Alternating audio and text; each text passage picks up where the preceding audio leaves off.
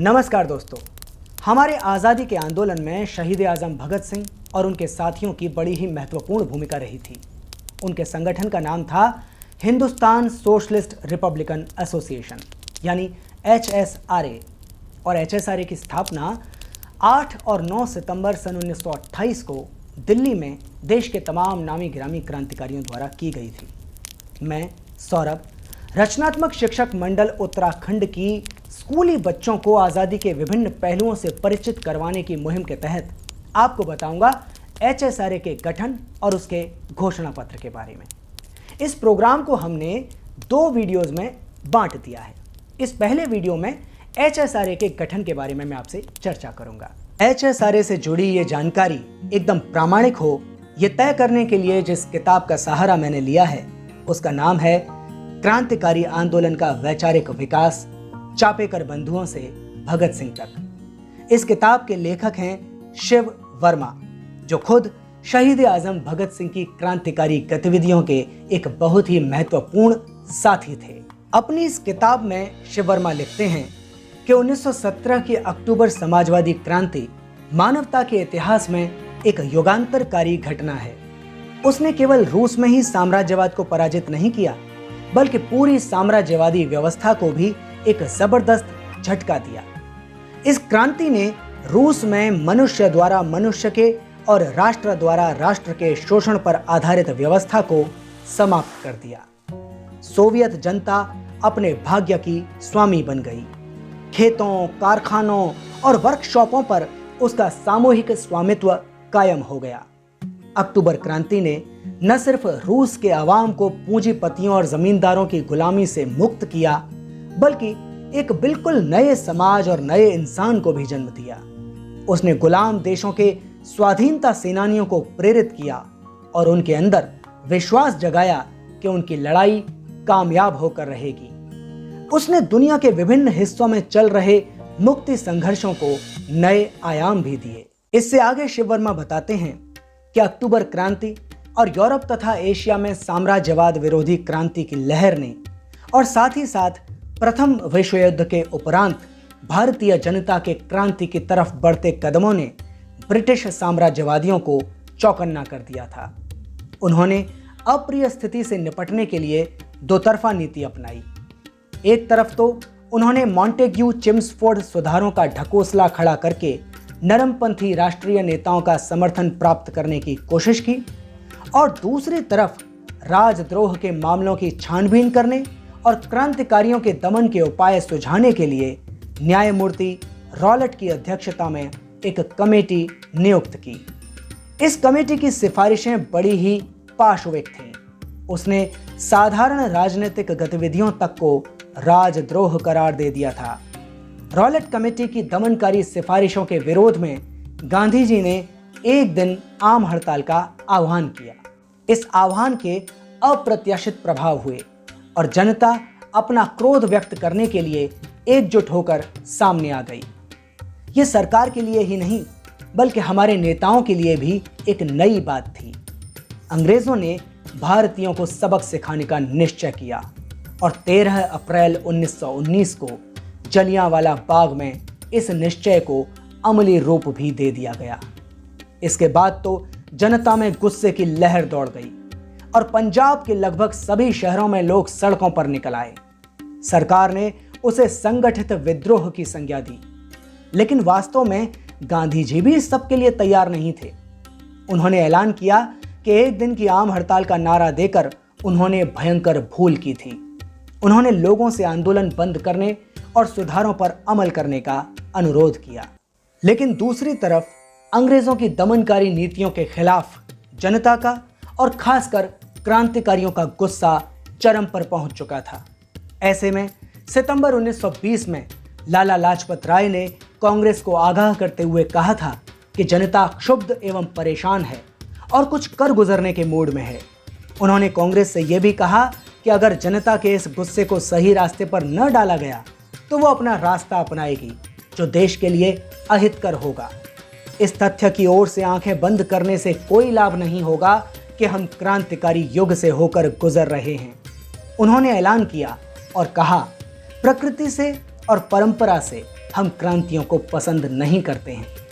कांग्रेस ने नागपुर अधिवेशन में लाला जी की उस चेतावनी पर भी विचार किया और गांधी जी को निर्देश दिया गया कि वे स्वराज्य के लिए असहयोग आंदोलन आरंभ करें। आंदोलन शुरू करने से पहले महात्मा जी बंगाल गए और कुछ क्रांतिकारी नेताओं से मिलकर उनसे 1 साल का समय मांगा और कहा कि अगर वे 1 साल के अंदर स्वराज्य प्राप्त न कर सके तो क्रांतिकारियों को अपने रास्ते पर चलने की पूरी छूट होगी। क्रांतिकारी नेताओं ने गांधी जी की बात मान ली। सत्याग्रह आंदोलन शुरू हुआ। देखते देखते वो सारे देश में फैल गया और गांवों की छोटी छोटी झोंपड़ियों तक में स्वराज्य शब्द गूंजने लगा। इस आंदोलन का असर बहुत ही व्यापक था। अंग्रेजों के हाथ पांव फूल चुके थे और हिंदुस्तानियों को लग रहा था कि स्वतंत्रता बस अब चंद कदमों की दूरी पर है। लेकिन तभी फरवरी 1922 में चौरी चौरा की एक ऐसी घटना घटी जिसमें आंदोलनरत भीड़ पर पुलिस वालों ने हमला कर दिया। बदले में भीड़ ने एक थाने पर, एक पुलिस चौकी पर हमला किया, उसे जला दिया, जिसमें 22 पुलिस वालों की मौत हो गई। बजाय इसके कि गांधी जी उस घटना का स्वागत करते और जनता से उसी प्रकार की हजारों और घटनाओं की मांग करते, उन्होंने किसी से सलाह लिए बगैर चुपचाप आंदोलन वापस ले लिया और राजनीति से अलग हो गए। इस पृष्ठभूमि में क्रांतिकारियों ने, जिन्होंने गांधी जी के कहने पर हथियार रख दिए थे, अपने को संगठित करके फिर से हथियार उठाने का फैसला किया। सभी क्रांतिकारियों को एक अखिल भारतीय पार्टी में संगठित करने में पहल की शचींद्रनाथ सान्याल ने। इसी उद्देश्य से उन्होंने 1923 के अंत में हिंदुस्तान प्रजातंत्र संघ यानी हिंदुस्तान रिपब्लिकन एसोसिएशन की बुनियाद डाली। उन्होंने पार्टी का संविधान भी तैयार किया जो पीले कागज पर छपा था और इसीलिए वो पीला पर्चा के नाम से मशहूर है। एक और महत्वपूर्ण दस्तावेज जो उन्होंने तैयार किया था वो था हिंदुस्तान प्रजातंत्र संघ का घोषणा पत्र, जिसका शीर्षक था द रिवॉल्यूशनरी। ये दस्तावेज 1 जनवरी 1925 की रात में पूरे उत्तर भारत में बांटा गया था। 1917 की अक्टूबर क्रांति से प्रभावित होकर घोषणा पत्र में भारतीय क्रांतिकारियों के उद्देश्य का ऐलान किया गया था।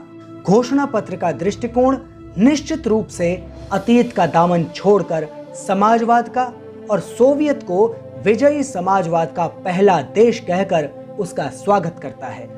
उसमें हमें राष्ट्रीय आजादी के लिए चलने वाले आंदोलनों के अंतरराष्ट्रीय चरित्र की समझ भी देखने को मिलती है। हालांकि ये समझ अभी बहुत साफ नहीं है।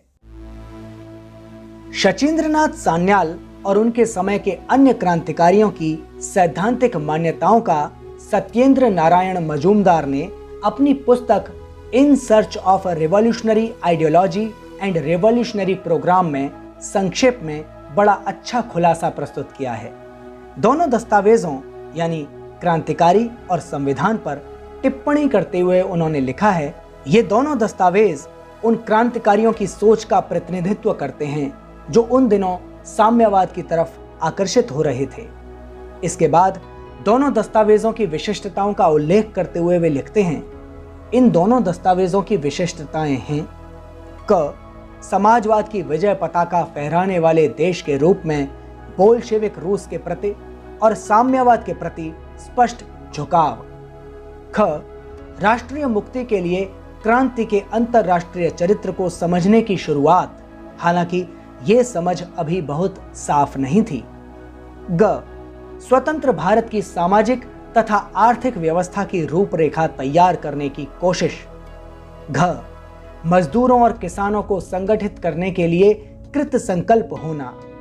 ड पार्टी में जनवादी केंद्रीयता के सिद्धांत का प्रवेश। दोनों दस्तावेजों की कमजोरियों को मजूमदार ने इस प्रकार गिनाया है। क साम्यवाद के प्रति झुकाव अवश्य था, लेकिन अभी तक साम्यवाद के अध्ययन का ठोस आधार उसे नहीं मिला था। ख राष्ट्रीय मुक्ति संघर्ष में मजदूरों और किसानों की भूमिका के वास्तविक महत्व को स्पष्ट रूप से नहीं समझा गया था। ग घोषणा पत्र का लेखक अभी तक धार्मिक रहस्यवाद के प्रभाव से ग्रस्त है। घ, घोषणा पत्र यह समझने में असफल रहा कि आतंकवाद का मुकाबला करने के लिए जवाबी आतंकवादी अभियान का मजदूरों और किसानों को संगठित करने के कार्य से सामंजस्य बैठाना अव्यावहारिक है। ड, राष्ट्रीय स्थिति का गलत विश्लेषण देते हुए घोषणा पत्र में कहा गया था कि हमारे जीवन के हर क्षेत्र में चरम असहायता की भावना विद्यमान है और आतंकवाद उसमें यथोचित उत्साह पैदा करने का प्रभावकारी साधन आदि। जबकि उस समय तक भारत की मेहनतकश जनता संघर्ष की राह पर कूच कर चुकी थी।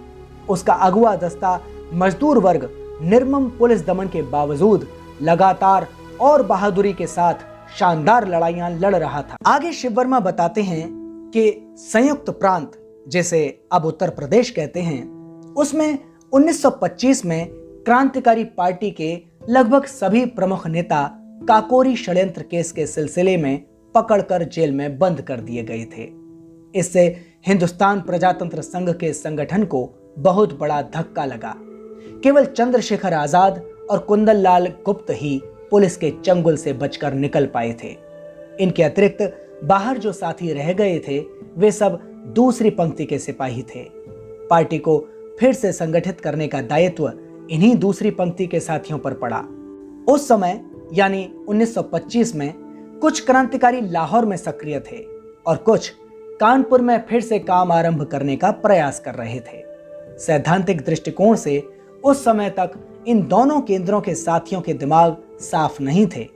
हाँ, एक सही सिद्धांत की तलाश अवश्य आरंभ हो गई थी। इस दिशा में दोनों केंद्रों के साथियों को योग्य मार्गदर्शक भी मिल गए थे। इस समय यानी 1925-26 में लाहौर के साथी खासकर भगत सिंह और सुखदेव रूसी अराजकतावादी बाकुनिन से प्रभावित थे।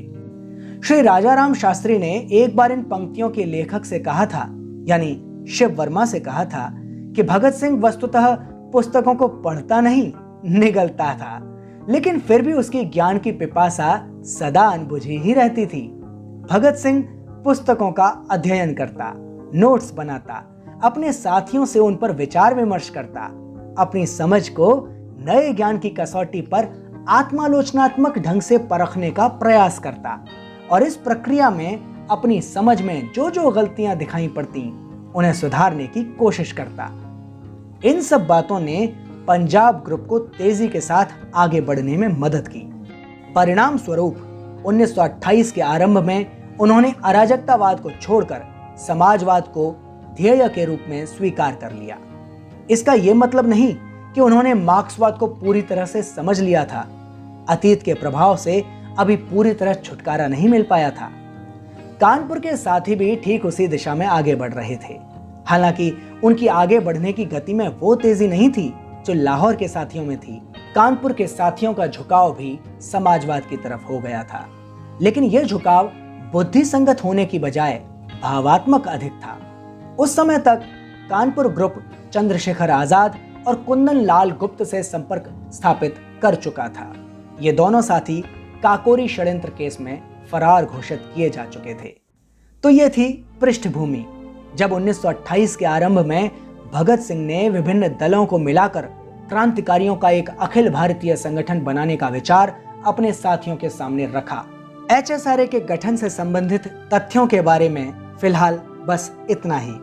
अगले एपिसोड में मैं आपको बताऊंगा और पढ़कर सुनाऊंगा कि HSRA के घोषणा पत्र में क्या लिखा गया था।